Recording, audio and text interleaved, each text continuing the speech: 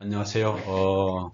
이번은 지도를 웹에 활용하게 할 때 두 번째 방법으로 웹을 뷰, 보일 수 있는 이런 컴포넌트가 있습니다. 앱 인벤트에서 웹뷰를 활용해 가지고 지도 웹을 어떻게 내 앱 프로그램에서 설명할 수 있는지에 대해서 강의하도록 하겠습니다. 지난번에는 앞 시간에는 그 액티비티를 통해 가지고 지도를 앱에 활용하는 방법을 배웠습니다. 그죠? 내가 생각하는 거를 그대로 기록하면 되는 겁니다. 그죠? 그런 사고. 이게 여러분의 사고가 생각하는 힘, 이게 되게 중요하다라는 게 다시 한번 더 강조합니다. 그죠? 나머지는 기술적 내용은 그냥 기록하면은 어떤 법칙에 따라 가지고 기록하면은 된다라는 겁니다. 강의 목표는 목차는 똑같은 구조를 갖습니다. 그죠? 우리 자, 그래서 문제는 지난 시간에 설명한 문제 그대로입니다. 그죠? 어떤 지역을 검색하면은 지도를 나타나게 한다라는 겁니다. 그죠?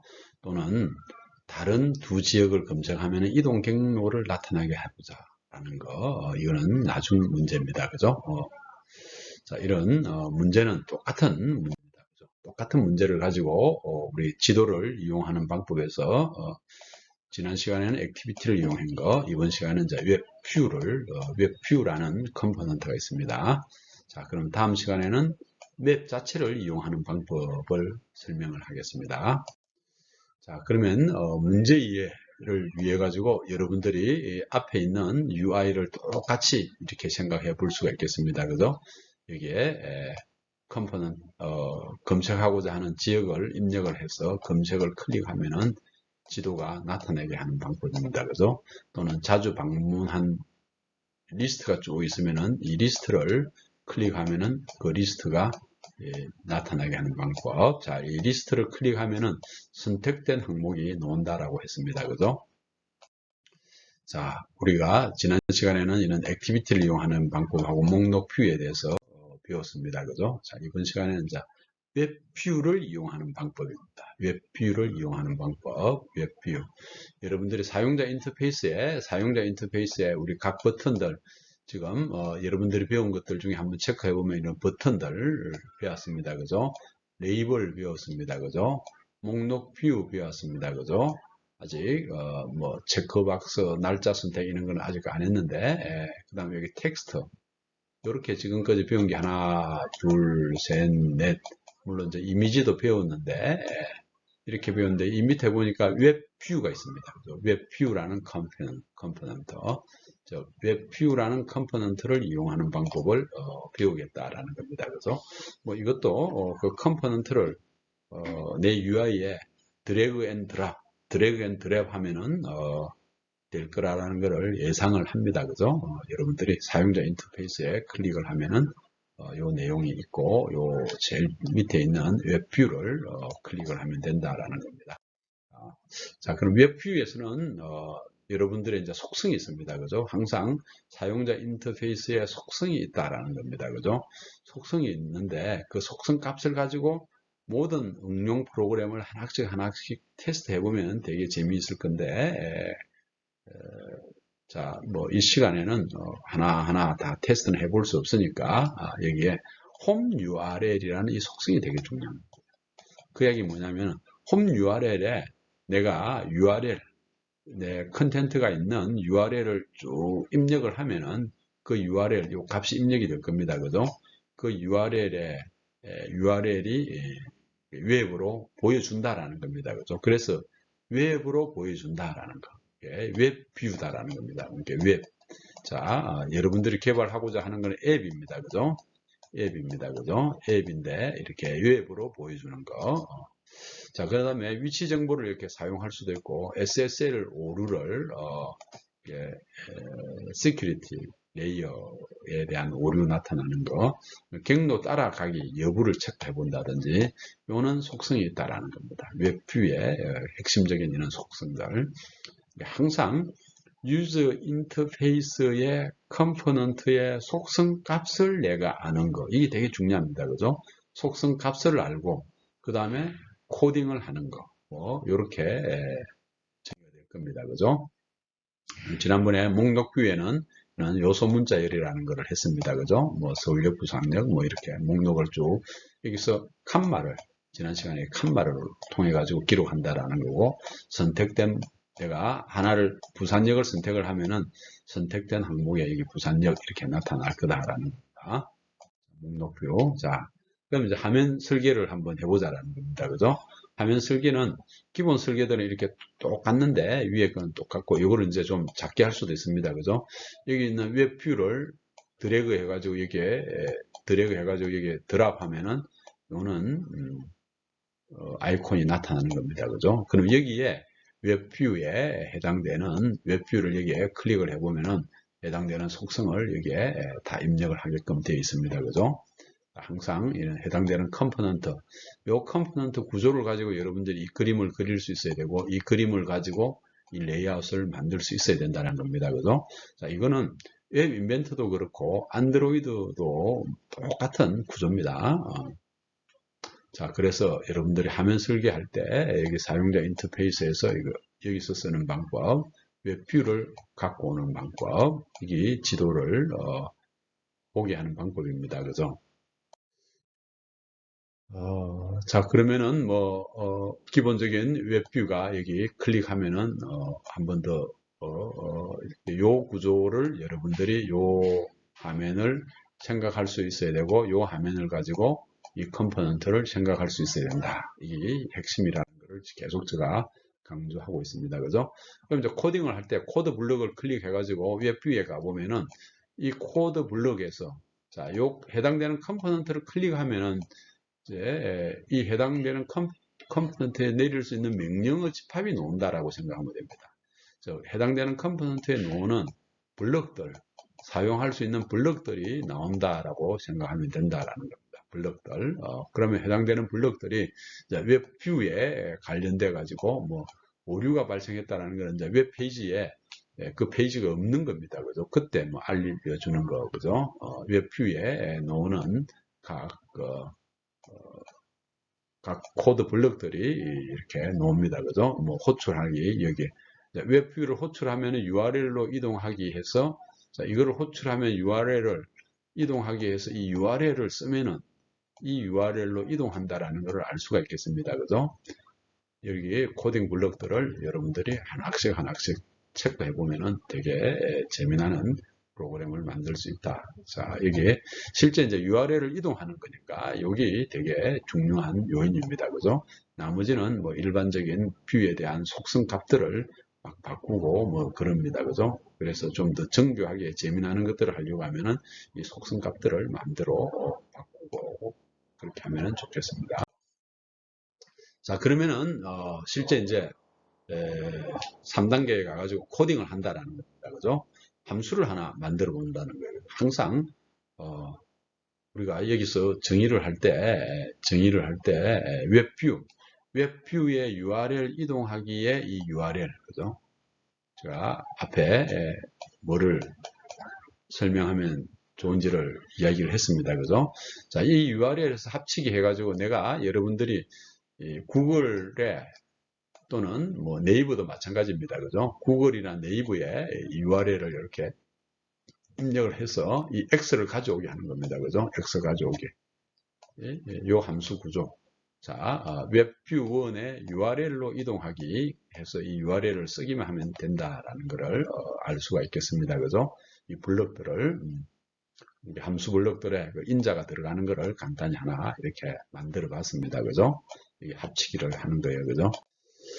자, 그러면 최종 블록이 너무 쉽습니다. 그죠? 최종 블록. 내가 어떤 생각하는 코드가 있는 거를 갖다 붙이기만 하면 되는 거니까 이게 컴퓨팅적인 사고입니다. 그죠?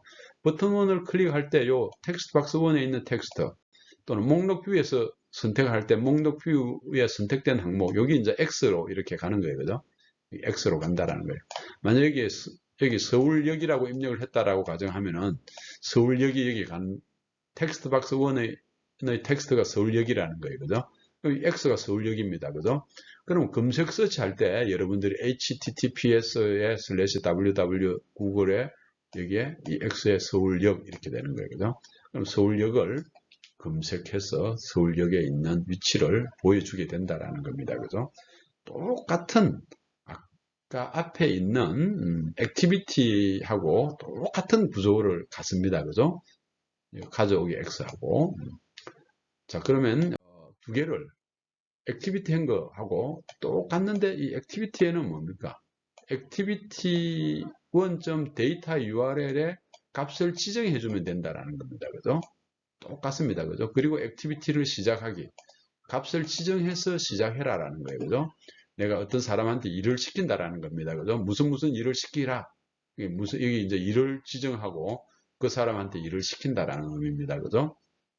그럼 또 프로그램을 한번 비교해 보면은 이렇게 심플합니다. 그죠?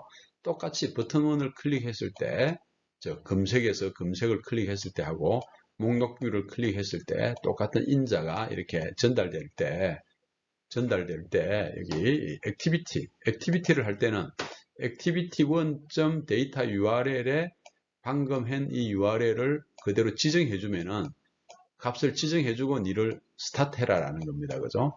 자, 함수 여기 웹뷰에는 URL로 이동하기입니다. 그죠? 그래서 URL에 이동하기 이렇게 지정만 해주면 됩니다. 그죠? 그리고 여기는 액티비티 스타트를 써줘야 된다라는 거, 요 하나를 꼭 기억해야 될 거다라는 겁니다. 자, 그러면은 여러분들이 여기서 무엇을 알 수 있느냐 하면은 앞에 있는 프로그램하고 지금 한 이 프로그램의 차이점을 간단히 알 수가 있겠습니다. 그죠? 가만히 보니까 웹뷰가 액티비티보다 훨씬 더 쉽게 사용한다라는 것을 알 수가 있겠네. 그죠? 자, 뭐 그렇게 해서 여러분들이 기본적인 테스트를 4단계에서 테스트를 해서 에러가 없을 경우에는 어떻게 합니까? 배포를 합니다. 그죠? 배포하기 할 때 APK 파일을 만들어 가지고 PC에 저장해서 또는 스마트폰에 직접 이렇게 배포할. 자, 그러면은 한번 문제를 한번 우리 조금 더 수정해 보는 거를 한번 해보겠습니다. 우리가 구글에서 이제 출발지하고 목적지를 지정을 할 때 https 콜론하고 map.google.com의 맵하고 여러분들 요 꼭 알아놔야 됩니다. 여기 물음표에다가 스타트 어드레스하고 어드레스 주소를 하고 end하고 departure 어드레스 D 어드레스 주소 이렇게 하면은 구글의 출발지하고 목적지가 도달을 한다라는 겁니다. 여러분들이 구글에서 직접 요 룰대로 한번 검색을 쭉 해보세요. 그러면은 우리가 이제 출발지하고 목적지를 나타내는 앱을 한번 만들어 보자라는 겁니다. 그죠? 출발지하고 목적지. 자, 구글에서 출발지하고 목적지를 만들기 위해서 이제 문제 수정을 해볼 겁니다. 자, 그럼 출발지를 쓰고 여기 출발지, 서울역이면 서울역 이렇게 그 다음 목적지 해서 여기에 서초역이면 서초역 이렇게 쓰는 거예요. 그죠? 그래서 이 검색 버튼을 누르면은 출발지하고 목적지가 여러분들이 웹에서 검색하는 것을 그대로 보여주게 하자라는 게 이 목적입니다. 출발지하고 목적지로 한번 수정을 변경을 해보자라는 겁니다. 그죠? 자, 그러면 이는 UI는 쉽게 여러분들 할 수가 있겠습니다. 그죠? 뭐 여기에 기본적으로 수평 레이아웃이 1개가 있고 2개 있고 그 다음에 뭐 검색 버튼 하나가 있으면 될 겁니다. 그죠? 검색 버튼 하나가 있으면 된다라는 거. 자, 여기서 이제 웹 뷰를 나타내는 방법이 있고 또 액티비티로 나타내는 방법이 있겠습니다. 그죠? 먼저 지난 시간에 한 액티비티로 하는 방법을 한번 먼저 설명을 해 보겠습니다. 자, 액티비티 하는 방법은 우리 액티비티 하는 방법은 똑같이 동작과 액티비티 클래스와 액티비티 패키지에 반드시 이 속성 값을 넣어라 라고 했습니다. 그죠? 데이터 URL만 내가 달라질 거다라는 겁니다. 그죠? 데이터 URL만 달라진다. 즉 동작이라는 속성, 액티비티 클래스라는 속성, 액티비티 패키지라는 속성. 액티비티 패키지하고 클래스하고 동작에 대한 이 값은 디폴트 값입니다. 그죠? 그대로 쭉 써줘야 된다라는 겁니다. 그죠? 자, 그럼 구글에서 출발지하고 목적지가 어떻게 나타내냐 하면 함수는 출발지하고 목적지니까 함수가 인자가 두 개입니다. 그죠? 출발지를 x라고 하고 목적지를 y라고 이렇게 합니다. 그죠? 그러니까 함수 만들기에 있어 함수 만들기를 갖고 와가지고 인자가 두 개인 거, 요 놈을 클릭을 해서 인자가 두 개가 되는 겁니다. 그죠? 그래서 출발지에 해당되는 거, 목적지에 해당되는 거였습니다. 그죠? 자, 그럼 함수를 호출할 때는 출발지에는 텍스트 박스 1에 있는 텍스트, 그죠? 목적지는 텍스트 박스 2에 있는 텍스트가 이렇게 들어가게 되겠습니다. 그죠? 우리가 이해가 됩니다. 그죠? 자, 그러면 이제 액티비티 1의 데이터 URL을 뭐를 넣느냐? 아까 이야기한 여기 있는 합치기를 해야 되는데 앰퍼센트하고 D 어드레스 이꼴에 여기 있는 서울역이면 서울역, 목적지가 서울역이면 서울역이 이렇게 들어가는 겁니다. 그죠? X가 서초역이면 서초역 이렇게 들어가는 겁니다. 그죠? 이렇게 들어가고 조금 전에 구글에서 데이터를 지도 검색하는 그 URL을 그대로 입력을 하는 겁니다. 그죠? http map.google.com의 맵에 물음표에 s 어드레스 이꼴 넣고 그 다음에는 주소니까 그 다음에 검색하고자 하는 값을 여기에 그대로 이렇게 x 값을 갖고 오면 됩니다. 그죠?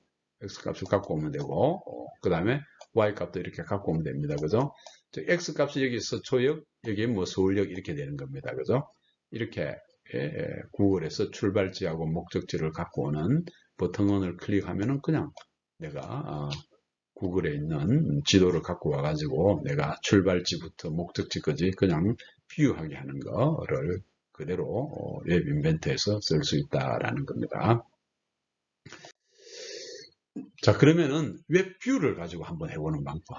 웹뷰에서는 웹뷰가 속성이 더 심플하다는 겁니다. 그죠? 그럼 웹뷰를 이렇게 갖고 오는 겁니다. 그죠? 아까는 액티비티를 갖고 온 거고, 이제는 웹뷰를 이렇게 갖고 오는 겁니다. 그죠? 똑같이 출발지하고 목적지였고, 여기 출발지, 이 텍스트 1의 점 텍스트가 여기 들어가고, 텍스트 2의 점 텍스트가 여기 들어가고, 검색 버튼을 클릭을 하면은, 내가 출발하고 목록에 이렇게 쭉 디스플레이 되겠습니다. 그죠? 자, 그럼 웹뷰로 나타내는 방법. 자, 여기 텍스트 박스 1에 있는 텍스트는 이놈이 텍스트 박스 1에 있는 텍스트입니다. 그죠? 텍스트 박스 2에 있는 텍스트는 여기 텍스트 박스 2에 있는 텍스트 값이 되는 겁니다. 그죠? 여기 만약 내가 서울역 하면은 이놈이 서울역이 되는 거고, 서초역 하면 이게 서초역이 되는 겁니다. 그죠? 그럼 이거 검색을 클릭을 하는 거예요. 그죠? 그래서 검색을 버튼1을 클릭했을 경우에 버튼1을 클릭했을 경우에 두 개의 인자 값을 보내줘라. 요 값하고 이 값을 보내줘라라는 거예요. 이 x 값하고 y 값을 보내줘라. 누구한테? 이 함수한테 보내줘라라는 거예요. 이 함수에서 나타나는 거는 웹뷰에 그럼 함수 만들기에 인자가 두 개입니다. 그죠? x하고 y가 이렇게 인자가 만들어지고 x는 출발점에 있어서의 주소, y는 목적지에 있어서 주소가 되는 겁니다. 그죠? 자, 그러면은 이게 URL을 웹뷰에 URL을 가져오게 해서 URL에 그냥 합치기 해서 아까 앞에 있는 합치기하고 똑같이 이렇게 이어주면 되겠습니다. 그죠? 이어주면은 그러면 이 웹뷰를 통해 가지고 구글에서 출발지하고 목적지를 나타내는 겁니다. 그죠? 자, 그러면 이거를 여러분들이 네이버 지도로 나타내는 방법도 만들 수가 있겠습니다. 그죠? 또는 뭐 다음 지도로, 카카오 지도로, 다양한 지도를 통해서 나타나게 할 수 있다라는 겁니다. 이렇게 웹뷰를 통해서 충분히 이해가 됩니다. 그죠? 그러면은 우리가 문제에 있어서 출발지와 목적지를 쓸 때 액티비티를 쓰는 방법하고 웹뷰를 쓰는 방법을 가지고 한번 설명을 해 본 겁니다. 자, 그러면은 문제를 한번 수정해 보도록 하겠습니다. 여러분들이 구글에 내 위치를 표시하고 싶다라는 거예요. 위도하고 경도, 나의 위도하고 경도 정보만 주면은 맵에서 여러분들이 맵에서 검색을 할 때 사실은 주소값도 있고 그 다음에 위도하고 경도값을 나타내는 방법이 있습니다. 그죠? 위도하고 경도. 나의 위도가 어디냐, 경도가 어디냐. 내 위도는 위도가 지구가 이리 있으면은 이게 뭐 적도라고 하면 이게 여기서부터 1도부터 이렇게 쭉 해서 위도가 90도까지 가는 겁니다. 그죠? 90도까지 가는 겁니다. 그죠? 우리나라는 뭐 37점, 뭐 서울은 37점 몇 도 되는 거예요. 그죠? 여기서부터 이 위에까지, 북극까지, 그죠? 이 위도입니다. 그죠? 경도는 이제 영국의 그리니치 천문대를 통해 가지고 이렇게 360도로 이렇게 도는데 반을 쪼개면 이게 180입니다. 그죠? 180도까지 이렇게 오는데 우리는 동경, 서울은 뭐 127점 몇 도 이리 되는 겁니다. 그죠? 그래서 이 위치에서 위도하고 경도 값을 직접 주면은 구글 지도에 있어서 내 위치하고 그 경도 값이 들어가는 겁니다. 그죠?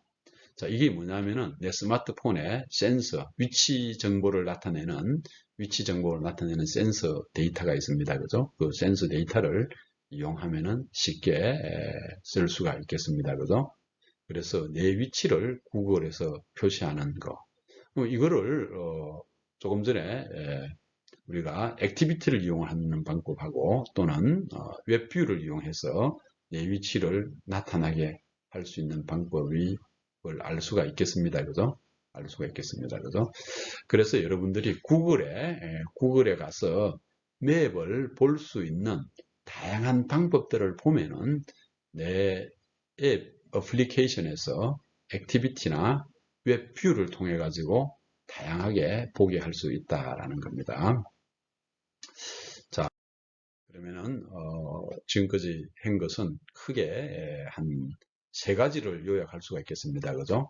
첫 번째는 웹뷰를 이용하는 방법. 그죠? 웹뷰를 이용하는 방법 알겠습니다. 그죠? 지난 시간에 한 액티비티를 이용하는 방법하고 구별해 봅니다. 그죠? 자, 웹뷰를 이용하는 방법. 자, 두 번째는 여러분들이 액티비티를 이용하는 방법하고 웹뷰를 이용하는 방법하고 이번에 구별할 수 있어야 된다라는 거.